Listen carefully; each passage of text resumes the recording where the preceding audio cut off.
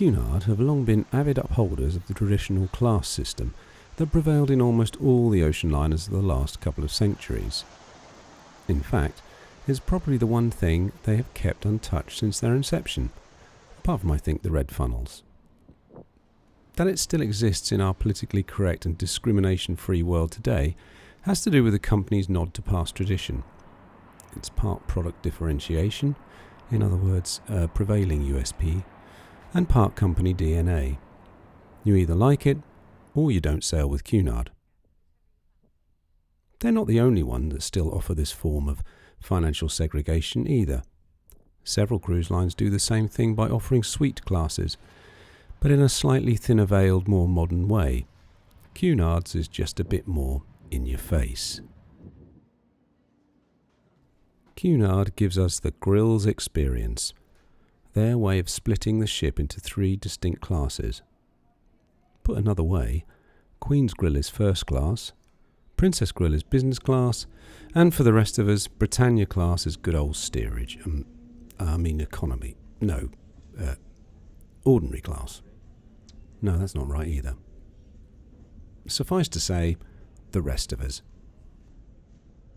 After 12 Britannia class sailings with Cunard, and for one single 5-night voyage, we had the relatively rare chance, and the bank balance, to try Queens Grill for the very first time.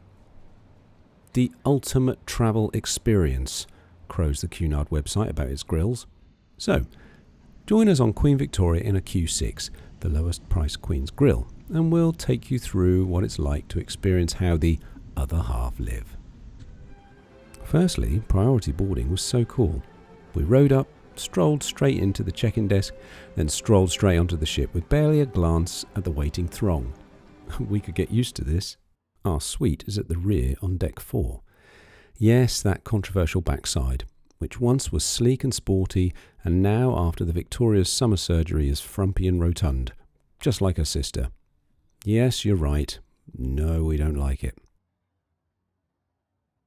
Also, while we're on the subject of the refit, a very quick word about the new resituated Britannia Club restaurant.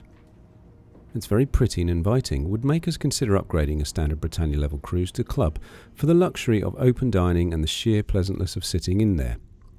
What intrigued me, though, was the section of corridor outside the venue.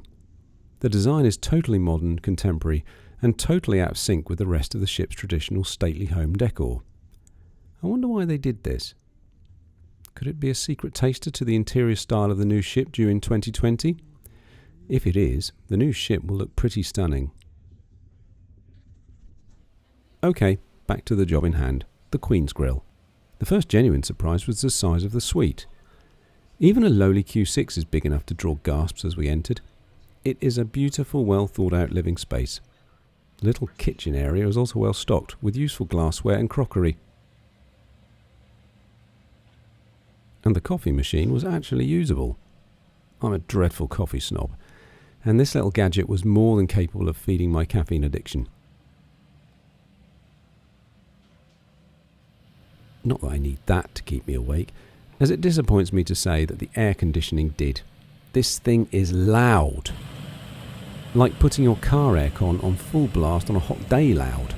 Constantly. Day and night. There was no control to turn it down either. Just to adjust the temperature, not the fan speed. Seriously, this thing gave my tinnitus a run for its money. The balcony is more than big enough to swing a decent beef Wellington. It was a shame our bitter December weather prevented any meaningful lounging without being served complimentary hypothermia. But we can imagine in the summer we'd never want to go up on the public decks. And one thing that wasn't so amazing was the bathroom. Yes, the jacuzzi bath was wide enough to host your own hot tub party, and the shower was also big enough for a guest, invited of course. But the way the loo and sink was set off in a sectioned area, with doors seemingly everywhere on a claustrophobic angular arrangement, it just didn't feel as grand and well thought out as the rest of the suite. Well, at least it stopped you from lingering in there with a good book. There's no room in front of you to hold one. While I'm in a grumbly mood, there are other little niggles that didn't live up to the Queen's Grill hype. The included in-suite alcohol, for example. You will enjoy a complimentary bar stocked with your choice of spirits, wines or soft drinks, says the website in a luxurious font. The spirits are what I would consider supermarket end-aisle brands. None would be my choice. Surely it wouldn't cost Cunard much more to offer a few more semi-premium brands, even the mass-produced ones like Bombay Sapphire, Jack Daniels. I mean, this can't be difficult, can it? Cunard are seriously falling behind their competitors here. $1 or $2 here and there can make all the difference to the not-so-luxury feel to the in-suites drink list. Don't premium guests paying premium fares expect a bit more than the bargain basement booze here? The wine list was equally short. In fact, as short as a list you could make a wine list from. 1 white and 1 red. Seriously? After perusing the choice for all 3 seconds, we chose the white, but to be fair, it was a pretty good white. Now, before you all start thinking, privileged little moany type, you have to remember at all times the price of a Queens Grill ticket. It is serious money. We need to keep this in context. Cunard, for this much money, you really have to do better. Incidentally, when we ordered a second bottle of white wine, it arrived non-chilled, so we had to stick it in the little fridge for a couple of hours before we could drink it. Yeah, that kind of killed the moment. Again, the detail. The little details 6-star cruise companies obsess over, so should Cunard with its grills.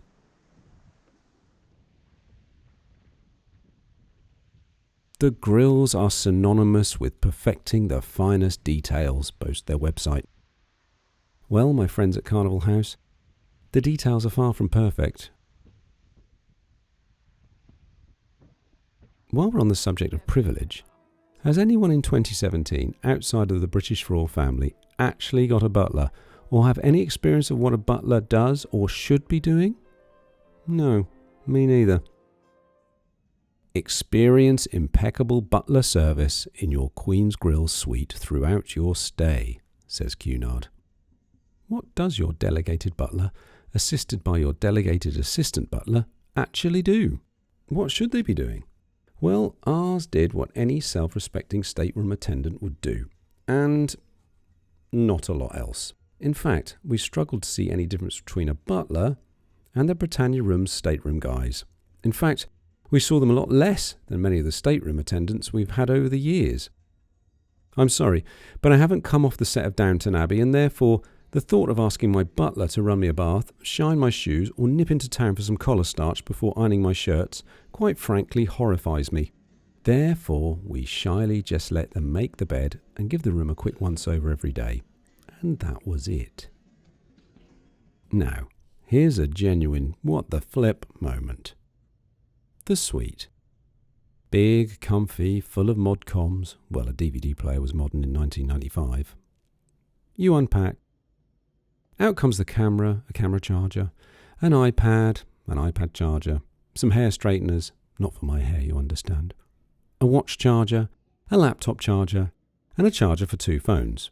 That's 2 chargers. You get where I'm going with this, right? Yes, a massive room with 1 usable socket. 1. I'll repeat, 1. Damn it, Cunard. If only you'd have told me, I'd have brought all my clockwork gadgets with me.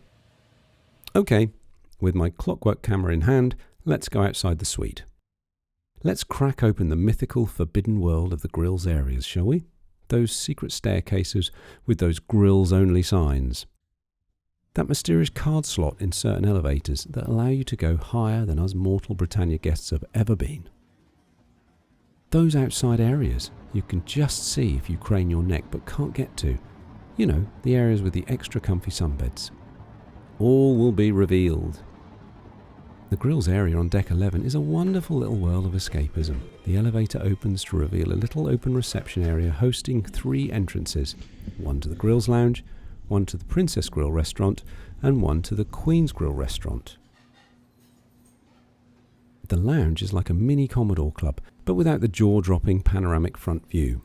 There's a small bar to the right side and a concierge desk to the left. We loved this area for pre-dinner drinks. The staff are great and the cocktail menu is comprehensive and inventive. If I can make it better without Cunard breaking the bank, I'd say let's have some complimentary teas and coffees in here. It would encourage more to spend an afternoon with a good book lounging on those comfy sofas. The lounge leads to a terrace outside and another terrace above, and these again look nice places to spend some time. Unfortunately, the pre-Christmas weather prevented us lounging too long on those cushiony sunbeds. Nor did we experience the courtyard area, which must be a nice sheltered area to eat in the summertime. The courtyard has absolutely no view though, so you won't be tempted to linger whilst lovingly drinking in the latest vistas. You simply can't see them. The one thing that's sorely missing is there's no grills hot tubs in any of the open decks. If you want to refresh those baking toes with a little paddle, you have to descend into the ordinary world below.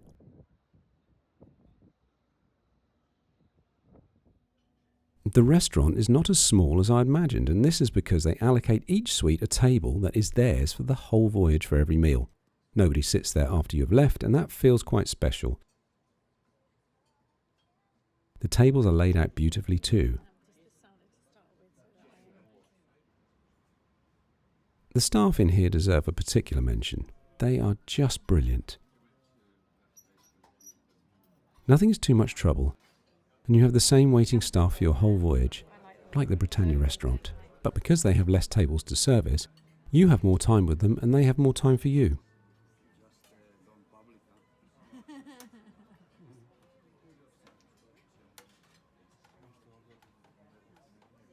The menus are brought to your suite in the morning every day, so you can peruse them during the day. The food is very good indeed, and there wasn't a single course we wouldn't eat again and again. If I was to suggest a relatively economic addition, it would be to have complimentary house wine with your meal. As it is, all drinks have to be paid for in the restaurant except coffee, tea and water. Yeah, remember the context. This is Queens Grill, the top most expensive experience Cunard have to offer. Almost all 6-star lines have complimentary drinks in one form or another. Even other 5-star lines have decent value drinks packages, so why are Cunard so reluctant to do the same?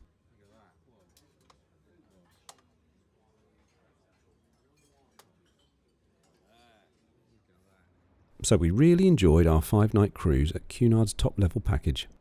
It felt a bit more special, and we proved by mostly using the grills-only areas that it is possible to have in some ways a small 6-star ship experience on a much larger ship such as a Cunard Queen.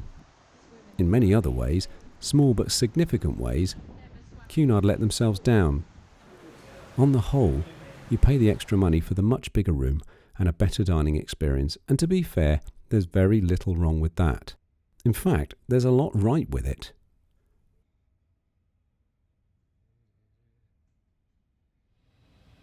The room is a joy to be in, and we spent a fair proportion of our waking hours in it, which is a first. The food is delicious in the Grills restaurant, and the service, in our view, is actually marginally better than a 6-star ship. As Cunard mentioned many times in their Grills literature, it's the details that matter, and it's the little things that they stumble on that could be so easy to rectify to bring the whole experience into 6-star territory. Widening the complimentary in-suite drinks menu, offering wine with your evening meal, and even lunch would be a start. I'm not going to end on a negative though. Would we book Grills again? Heck yes, if we got the right deal and with less expectation of a 6-star experience. More 5.5. Whoops. I said I wouldn't end on a negative. Is 5.5 really a negative?